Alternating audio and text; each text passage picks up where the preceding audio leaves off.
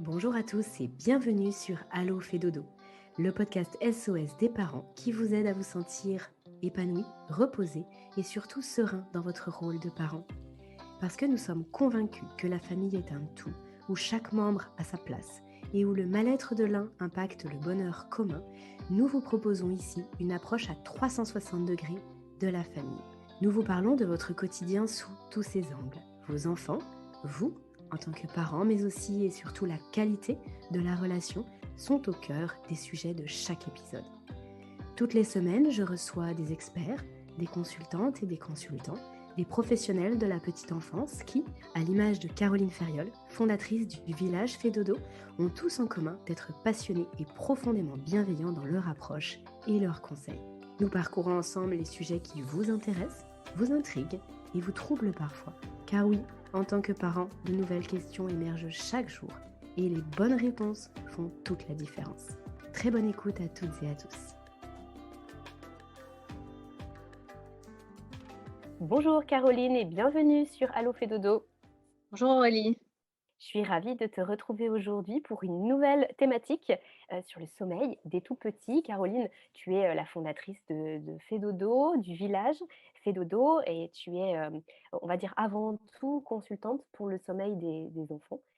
Et à ce titre-là, tu avais envie de nous parler du sommeil et de l'allaitement parce que tu reçois de nombreuses questions sur, la compatibilité entre un bon sommeil pour son bébé et puis, l'allaitement. Mmh. Est-ce qu'on doit forcément abandonner l'allaitement pour que son bébé dorme? Et est-ce qu'un bébé allaité va pouvoir dormir jusqu'à 3 heures, 4 heures, 5 heures du matin, donc faire, on va dire une bonne partie de la nuit de l'adulte sans qu'il y ait de réveil? Est-ce que tu peux nous parler de tout ça aujourd'hui? Alors oui, d'ailleurs je pourrais proposer à pas mal de parents accompagnés ou de nos consultantes, mamans allaitantes ou jeunes mamans, toi Aurélie, y compris, hein, d'y répondre à ma place. Malheureusement, c'est en effet, des questions que nous on va avoir, très régulièrement, qui vont nous être posées ou des injonctions, il faut, bah, c'est parce que tu l'allaites qu'il ne dort pas et cetera. Enfin, ça fait vraiment partie encore malheureusement de l'imaginaire commun. Donc c'est important qu'on en reparle. Ça va être globalement assez rapide, hein. Un bébé Imaginaire commun pour le coup, mais qui n'est pas infondé. Excuse-moi, je me permets de oui, te couper, pour ne pas non plus que les parents ou que les familles se culpabilisent. Dans le sens où, oui. effectivement, on met beaucoup l'accent sur l'allaitement à la demande et sur la nécessité pour que l'allaitement se mette bien en place, que bébé puisse téter très régulièrement, notamment dans les premières semaines de vie, avec Mmh. des tétées qui régulièrement sont toutes les 2 heures ou peut-être entre 2 et 3 heures. Et forcément que la thématique et la question du sommeil se posent puisque, bah, téter toutes les 2 heures la nuit, c'est fatigant pour le parent. Oui, tout à fait, mais les petits nourrissons, au biberon, ont aussi besoin d'être alimentés sur les tout premiers mois, très régulièrement la nuit, hein, en réalité. Hem, c'est la réalité, elle tient beaucoup plus, d'une part la lactation de la maman, sa capacité de stockage, sur les tout premiers mois. C'est vraiment l'espace des 2-3 premiers mois, puis éventuellement jusqu'à 6 mois pour déterminer s'il y a encore une ou 2 ou 3 tétées la nuit. Mais globalement, ça se détermine exactement de la même manière pour les bébés qui sont, allaités au biberon. Qui vont avoir des estomacs plus ou moins grands et pour qui, bah, il va falloir aussi fractionner l'alimentation avec des espacements parfois relativement proches et où, on va encore avoir parfois des bébés au biberon, qui vont avoir besoin de 2 biberons dans la nuit à 4-5 mois et c'est complètement normal. En fait, ce que l'on observe nous, c'est que, le la quantité de sommeil, la rythmique du sommeil, les besoins en sommeil, les espacements temps d'éveil et durée des siestes, durée des nuits sont les mêmes, en termes de statistiques et de proportions chez les bébés allaités au sein et chez les bébés allaités au biberon. Donc, mettre en cause l'allaitement, c'est-à-dire la manière dont je nourris mon enfant, dans une problématique de sommeil, c'est quelque chose qui est absolument infondé. vraiment absolument infondée. On va retrouver les mêmes types de problématiques de nutrition, je dirais, dans des troubles du sommeil parce que bébé n'a pas un gros estomac ou a des difficultés à s'alimenter, que ce soit chez le bébé allaité ou au sein ou au biberon, en fait. Par contre, et je parle bien de problématiques et ça reste, relativement exceptionnel et puis c'est des petites problématiques qui se règlent rapidement avec, voilà, l'augmentation de la capacité d'ingestion et du poids de l'enfant et tout ça, c'est relativement réglé aux alentours de 6 mois. C'est juste qu'au lieu de faire des nuits complètes vers, 3-4 mois de nuit complète, donc plutôt de dormir de manière ininterrompue pendant 12 heures d'affilée vers, oui 3-4-5 mois. Certains ont besoin encore d'un biberon ou 2 ou d'une tétée ou 2 jusqu'à 6 mois. Mais c'est absolument similaire, pour les bébés au biberon et pour les bébés allaités au sein. Donc si votre enfant ne dort pas bien et ne pas bien dormir, ça ne veut pas dire avoir besoin de téter alors que j'ai moins de 6 mois 2 fois dans la nuit. Ça, c'est un bébé qui dort bien. Il fait des plages de sommeil de 5-6 heures, il est allaité, et puis il refait une plage de 2 heures, il est allaité et puis c'est le matin. Enfin, il se rendort, c'est le matin. Tout ça va c'est bien, tout va bien. Mon enfant ne pourra pas dormir mieux tant qu'il n'aura pas suffisamment grandi, hein, tout simplement. Heu, Par Oui, contre c'est peut-être intéressant, Caroline, de repréciser que faire une nuit, ouais. et ça, tu nous en avais déjà parlé sur le podcast, mais faire une nuit, ce n'est pas forcément faire la nuit du parent. Tu veux bien nous refaire une petite parenthèse là-dessus Oui, pour éclairer complètement. tes propos Ouais, par ouais, rapport à ouais. ça? Alors la nuit d'un bébé, c'est 11-12 heures globalement, donc partons sur du 12 heures, hein, 19 heures le soir, 7 heures le lendemain matin.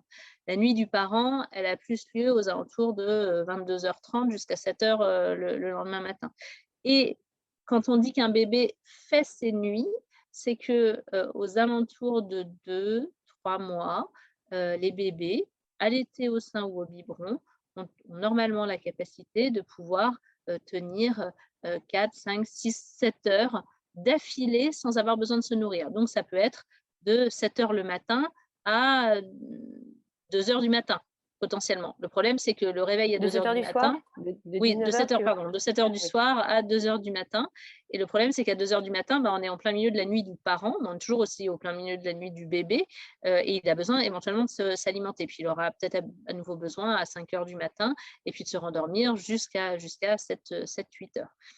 Oui, donc faire ses Mais nuits, ça veut simplement dire qu'il y a pas de temps d'éveil, que l'enfant va manger, puis se rendormir, dans la foulée. Ça veut pas dire que c'est c'est forcément ça 12 heures et sans rien du tout?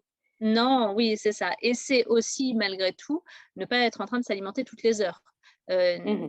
et ni toutes les 2 heures, hein. C'est vraiment, voilà, je fais des plages de même 3-4 heures, c'est un bon équilibre, hein. Je fais des plages de 3-4 heures, je me nourris, je me rendors, je refais une plage de 3-4 heures, je me nourris, je me rendors, je refais une plage de 3-4 heures, c'est le matin. Ça fonctionne très, très bien comme ça. La plupart du temps, les rythmiques qui se mettent en place, c'est un réveil aux alentours de 23 heures minuit pour pas mal d'enfants et puis un autre réveil aux alentours de 4 heures du matin, voilà 4-5 heures du matin. C'est des rythmiques assez classiques avec, une nutrition juste avant de se coucher et une à 19 heures et une nutrition, dès que je me réveille à 7 heures. Heu, à ce moment-là, bébé fait ses nuits, hein. Il fait bien 12 heures pendant lesquelles il y a pas de temps d'éveil. Il a 2 phases de nutrition, il se rendort immédiatement.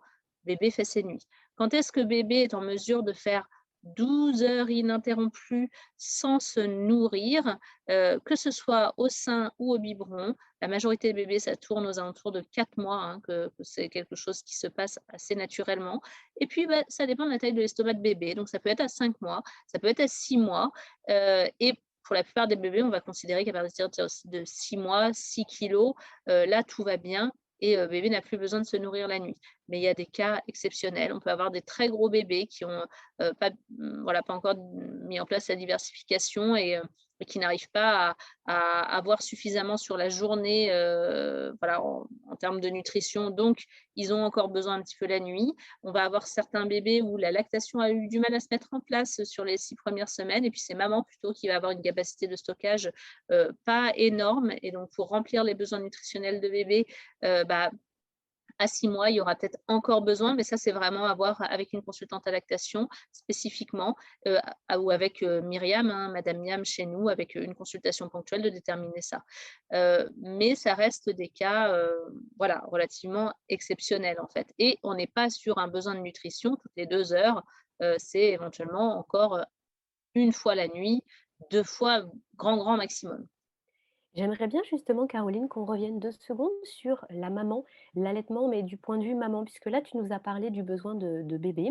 Mais très souvent, on entend dire, alors à tort ou à raison, j'aimerais bien avoir ton avis là-dessus, que si bébé ne tète pas la nuit, ou en tout cas pas assez, ou pas toutes les 2 heures, ou pas avant 5 heures du matin, eh bien justement, c'est la lactation de la maman qui pourrait en pâtir. J'imagine que c'est différent entre les premières semaines de vie et puis après quand l'allaitement est bien mis en place, mais qu'est-ce que tu penses toi de cela? C'est quelque chose qui est, donné, enfin ce sont des informations qui sont données notamment par les consultantes en allaitement souvent. Alors vous avez, on a conseillère en allaitement, consultante en lactation. Les consultantes en lactation IBCLC, elles sont vraiment, diplômées, enfin, d'un organisme qui les reconnaît comme telles avec un certain niveau de formation. Les conseillères en allaitement, c'est des personnes qui ont fait des formations, mais qui ont, voilà, pas passé le gros diplôme. Nous, on se base sur des données vraiment qui sont remontées, on travaille avec elles, qui sont remontées de leur part, et puis aussi des recherches médicales sur ce sujet-là, et aussi de l'expérience des parents qu'on accompagne, des consultantes, elles-mêmes mamans et souvent mamans allaitantes. Heu, En effet, sur, les 1 mois de vie, au moins les 6 premières semaines, ça va être compliqué d'avoir la mise en place d'une lactation, d'une bonne lactation si, bébé ne tète pas la nuit. Parce que il y a besoin, et si bébé enchaîne des trop grosses plages de sommeil. Donc il va falloir veiller à ça sur les, oui, 2-3 premiers mois. Ensuite, bébé tète 2 fois dans la nuit, il y a aucun problème, et si naturellement bébé fait ses nuits sans avoir besoin de se nourrir, fait donc ces nuits, des nuits de 12 heures ininterrompues sans se nourrir vers 4 mois, là, et que tout va bien, la courbe de poids, qu'il suit est bonne, là, on suit juste le schéma classique naturel, en fait, hein, d'une lactation, et il n'y a aucun problème sur la lactation. Je sais pas si c'est à 5 mois, si c'est à 6 mois, ça dépend de, voilà, des mères et des bébés, mais non, il n'y a aucun problème, et là, la lactation est mise en place à partir du moment, je dis bien, où le bébé, la journée, est avec la maman. Si bébé, la journée, est à la crèche, est gardé, et qu'il n'y a pas un nombre suffisant de tétés en journée, heu, ça va être, 5 à 7, hein, voire, 7 à 10, parfois à 12 tétés, dont il va y avoir besoin. Donc parfois, c'est, 2 fois durant un temps d'éveil, au réveil et avant d'aller se coucher, suivant la lactation de la maman, ce qui s'est mis en place avec l'enfant.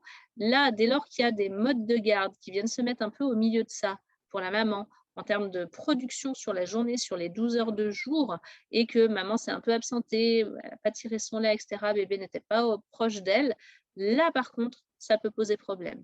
Et donc, mais là, c'est comme si, un bébé qui était, allaité au biberon, eh bien, on lui donnait pas le biberon, ça poserait problème, hein, en fait.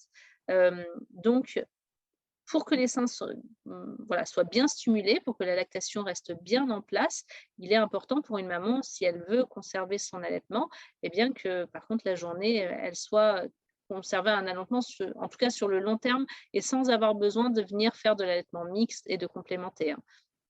Eh bien, il va falloir, être sur un allaitement en journée, heu, assez, bah, voilà, bien régulier et bien maintenu. Et là, la nuit, il y a plus besoin de se nourrir, c'est OK. Par contre, si on est, bah, sur, un bébé qui est gardé, et bien là, souvent les bébés vont se rattraper et vont, venir stimuler les seins la nuit, chez la maman. Et donc ça, c'est une question de philosophie, en fait, hein, de chaque famille, et c'est pour ça qu'il y a certaines femmes qui vont préférer que le bébé soit gardé en journée et qu'il soit allaité, bah, toutes les 2-3 heures la nuit, comme si c'était la journée la nuit, et que, la journée, ils mangent peu. Souvent, c'est des bébés d'ailleurs qui refusent les biberons, donnés par d'autres personnes. Et ça, c'est à voir avec votre consultante en lactation. Caroline, c'est un petit peu un autre sujet et la dernière fois d'ailleurs, sur le précédent podcast sur la tétine, tu nous avais conseillé un module, une visioconférence, sur lesquelles, sur laquelle tu donnais beaucoup d'informations et qui était en prolongement du podcast qu'on avait enregistré et peut-être que là, tu vas pouvoir aussi nous indiquer, s'il y a quelque chose pour que les parents puissent aller plus loin, notamment pour répondre à une autre question, qui est celle de la tétée, mais de la tétée qui n'est pas liée justement à de la nutrition. Parce que c'est souvent ce qui peut arriver aussi et c'est pour ça parfois qu'on accuse un petit peu l'allaitement, quand ce bébé ne dort pas parce qu'il vient téter toutes les 2 heures. C'est parce qu'il y a le besoin pour l'enfant d'avoir ce contact avec la maman, avec le parent et du coup, il ne demande pas à téter parce que réellement il a faim, mais parce qu'il veut, il a besoin de ce contact pour ensuite pouvoir se rendormir. Et c'est en ça que souvent, l'entourage peut dire: «Mais arrête de l'allaiter et tu verras, il fera ses nuits». Mmh. Hem, Est-ce que tu veux nous en dire quelques mots et en tout cas, où est-ce que les parents peuvent trouver les informations sur ce vaste sujet? Parce que je sais que c'est quelque chose que tu développes, beaucoup. Oui, tout à fait. Alors, en effet, on va avoir des problématiques, en lien avec l'allaitement, parce que souvent, lorsqu'il y a allaitement et bien, on peut facilement tomber dans le: «Mon bébé s'endort au sein», le soir, et on sort du champ de la nutrition et on sort même du champ du réconfort là, hein. C'est même plus ni le réconfort ni la nutrition, c'est on rentre dans le champ des stratégies de sommeil. Et dès lors qu'on rentre dans le champ des stratégies de sommeil, comme une tétine, comme des bercements, comme plein d'autres choses, eh bien, il peut y avoir là une bascule dans les troubles du sommeil chez certains enfants, et dans certains cas et c'est là où malheureusement le rapport entre, un bébé qui dort mal, c'est parce qu'il est allaité, il se fait. Et et c'est toute la problématique et c'est vrai que, bah, là, pour moi, c'est vraiment le fondement de la compréhension, en fait, hein, du fonctionnement du sommeil, à la fois avec, les micro-réveils et la structure du sommeil et puis tout ce qui concerne les stratégies de sommeil et tout ça, c'est malheureusement très peu connu, le rapport entre les 2 et ce qui se joue vraiment pour l'enfant dans le cadre du sommeil et c'est vrai que, bah, ça, c'est vraiment l'objet du module 1, chez nous qui permet de vraiment permettre aux parents de comprendre, les troubles du sommeil de son enfant, ce qu'il se passe vraiment, et de pouvoir, proposer des solutions. Et là, ne serait-ce qu'avec juste le module 1 qui comprend 2 conférences, c'est les mêmes, mais où j'explique, différemment. Il y a 4 heures de vidéo, du coup en tout. C'est là où je pose vraiment l'éclaircissement de base sur tout ça, qui avant toute chose, quoi qu'il se passe avec un enfant vis-à-vis du sommeil, dès lors qu'on sent qu'il y a quelque chose qui ne va pas, c'est la base à venir comprendre, clairement, ouais. Mmh. Et j'invite aussi là les parents qui nous écoutent, à écouter justement les 2 podcasts qu'on a enregistrés, là récemment, donc sur le début d'année 2022 avec Chloé Delors, où justement on évoque, l'allaitement puisqu'elle, elle est conseillère en allaitement et bien sûr que c'est corrélé à tout ce que tu viens de dire Caroline Mmh, et il y a beaucoup d'éléments aussi qui pourront intéresser les mamans qui allaitent justement et qui nous écoutent là. Parce que, la thématique du sommeil et de l'allaitement vient, faire sens aussi dans un contexte et puis, parfois il y a des choses qu'on peut régler en ajustant son allaitement et qui ont des bonnes répercussions aussi sur son sommeil et sur le sommeil de bébé. Et oui, c'était juste tout à fait. Chloé une petite Delors précision. qui fait partie du village fait dodo et vers laquelle on va rediriger les familles, lorsqu'elles souhaitent avoir une consultation en allaitement et qui est passionnante. Si je clôture rapidement sur la question du réconfort dans la nuit aussi. En effet, lorsque bébé est gardé dans la nuit, dans la journée, et que, bah, parfois, il y a un besoin de proximité avec la maman qui est parfois manquant en tout cas, eh bien, bébé va venir le retrouver, dans la nuit, avec maman et va, parfois se réveiller aussi, pour ça. Même si on va pouvoir, vraiment pouvoir proposer à la maman, ça n'empêche pas le mode de garde, hein, mais de proposer vraiment des temps d'éveil de qualité avec son enfant, en journée avec le mode de garde. Il suffit parfois de 5-10 minutes vraiment dédiées pour permettre que les nuits viennent s'apaiser et là, c'est toute la partie, émotionnelle qu'on traite aussi, largement chez nous et dont je parle aussi dans le module 1. Super. Merci beaucoup Caroline. Eh bien écoute, je te propose que qu'on s'arrête là pour cette thématique et je te retrouve très, très prochainement pour un nouveau sujet sur le sommeil des bébés et des enfants, sachant que je vais mettre les différents liens et puis, le lien aussi du module que tu as évoqué tout à l'heure dans la description de ce podcast. Je te dis à très bientôt. À bientôt. Cet épisode touche à sa fin, il est l'heure de se quitter, mais pas pour très longtemps. On se donne rendez-vous la semaine prochaine avec de nouveaux invités. Pour retrouver l'ensemble des experts du village Fedodo, c'est sur fedodo.fr que ça se passe. Le lien est dans la description. Vous appréciez le contenu que nous vous proposons sur Allo Fedodo ? Alors dites-le nous. Sous forme de commentaires, de partages ou de petites étoiles, vous participez à soutenir le podcast et à le rendre encore plus visible sur l'ensemble des plateformes. Merci et à très bientôt.